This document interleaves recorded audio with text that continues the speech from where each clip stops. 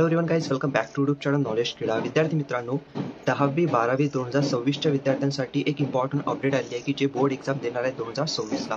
तर 2026 board exam देण्यासाठी काही जण प्रायव्हेटमधून म्हणजे 17 नंबरचा फॉर्म भरून एक्झाम देत असतात. तर ज्या विद्यार्थ्यांना 17 नंबरचा फॉर्म भरून एक्झाम द्यायची आहे तर त्यांच्यासाठी रजिस्ट्रेशन सुरू झालेले आहेत. रजिस्ट्रेशन करायचं आहे तुम्हाला आणि त्यानंतरच तुम्ही ती एक्झाम देऊ शकता, बोर्ड एक्झाम 10वी असो किंवा 12वी.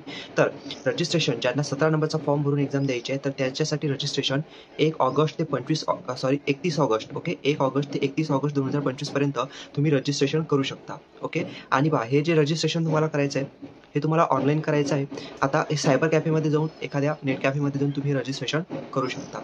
आता त्यासाठी जे डॉक्युमेंट्स पाहिजेत ते डॉक्युमेंट्स तुम्हाला इथे दिसत असतील. ठीक आहे, तर पहिली स्टेप आहे, तुम्हाला ऑनलाईन रजिस्ट्रेशन करावं लागणार आहे सायबर कॅफेमध्ये किंवा नेट कॅफेमध्ये. रजिस्ट्रेशन ऑनलाईन जेव्हा तुम्ही करता तर त्याची प्रिंट काढायची फॉर्म भरल्यानंतर, रजिस्ट्रेशन केल्यानंतर.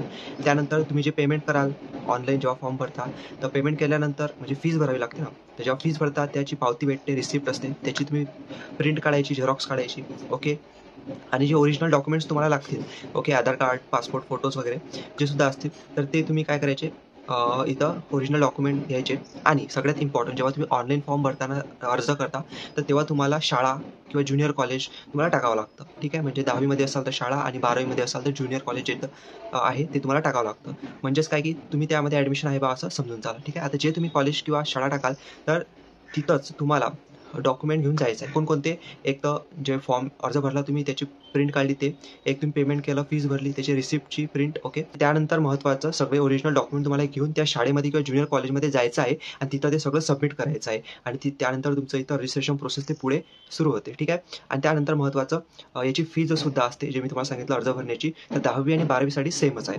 ते म्हणजेच की टोटल 1210 रुपये तुम्हाला भरावं लागतात. ठीक आहे, आणि त्यानंतर महत्त्वाचं, जर तुम्ही लेट झाले तर लेट फी 100 रुपये तुम्हाला इथं लागू शकते, जर डेटनुसार लेट झाले तर. ठीक आहे, तर हे ज्यांना 17 नंबरचा फॉर्म भरायचा आहे त्यांच्यासाठी एक इम्पॉर्टंट अपडेट होती 10वी-12वी बोर्ड परीक्षेच्या विद्यार्थ्यांसाठी. ओके, त्या चॅनलला कनेक्टेड राहा, अजून सुद्धा इम्पॉर्टंट अपडेट आले की तुम्हाला इथं नक्की देणार. थँक्यू.